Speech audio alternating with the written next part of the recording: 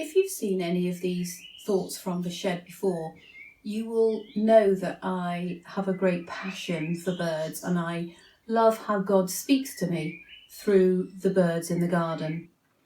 And last week I was met at the back door by not just one robin, but two robins, and they flew in as I was just coming down the steps of the back door. That in itself is delightful. And then I continued to walk towards the chickens to let them out, and one of the robins came with. In fact, one of them flew ahead of me, so I put some food down for him, but he ignored the food and just carried on towards the chickens and just sat waiting by the chicken run where I was going to go. And one of the things I've learnt to love about God is how beautifully gracious he is and how he speaks our language. And I knew by the fact that he'd chosen birds to attract my attention in the morning that he wanted to talk to me. He wanted to get my attention. So he did so by using these beautiful birds, because he knew that it would stop me and make me just go, oh, okay. And birds give me a lot of pleasure. They give me great delight. And so I thought about these little robins, and this one in particular that flew ahead and seemed to be interested in literally just being where I was going and not in the food that I was leaving. And I did think of how it must warm the Father's heart every time we go to him for who he is and not for what he has to give us. So that was the thought that came to me immediately, but then I had to come and spend some time with him because he'd caught my attention. And it's as though he was saying to me, I've been trying to get your attention all week, and I've been leaving things to surprise you and delight you so that I could just bless you. And you've clocked that they're there, but you haven't stopped. You haven't paused. You haven't taken in that I am saying that I love you and I am for you and I'm with you in this. I thought back onto the last week, and it's been very busy and there's a lot of things on.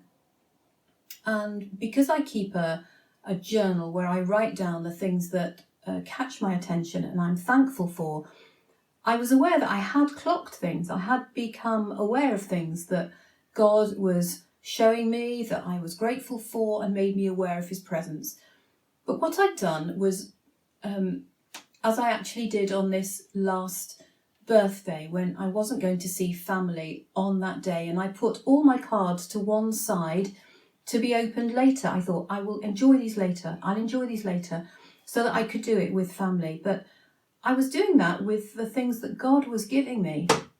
And it's as though I was going, oh, that's nice. I'll enjoy that later.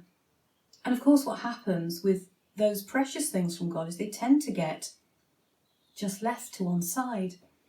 And it felt like God was saying to me, I gave you those things because I know that you needed them then, in that particular moment when you were struggling, when you were stretched, when you were trying to hang on to things and not lose it. And I wanted you to receive my love in that moment. And it made me think of Jesus teaching us the prayer where we ask for bread every day. Give us this day our daily bread. And how the Israelites in the desert, in the wilderness, were given their manna on a daily basis. They actually couldn't save it because it went off. And I received from God what he was saying, that he wants me to receive the good things that he has for me as he gives them to me, not to save them up, because there's never going to be a lack of them. We're never going to run out of this beautiful abundance that he has. So I accepted that very gentle rebuke, and I went on to read something else that was all about being refreshed. And it was a prophetic word, and it's from the Glasgow Prophetic. If you haven't come across those, they are very encouraging. And it felt like God was saying, yep, you got that right. This is what I want to do. And some of the words in there were very beautiful, very pertinent to what God had been saying. And it said, be refreshed. I am the one who refreshes your soul. I bring satisfaction, hope, renewal, and refreshing, and you have free access to it all. So why do you limp with fatigue? And then the verse that was linked with it was, taste and see that the Lord is good. Blessed is the one who takes refuge in him. So I hope, lesson learned, perhaps for the time being, but perhaps it's an encouragement to you too, that when God catches your attention, you stay with that moment and you don't rush on. Just stay with the moment and let it feed you, let it remind you of how much God loves you.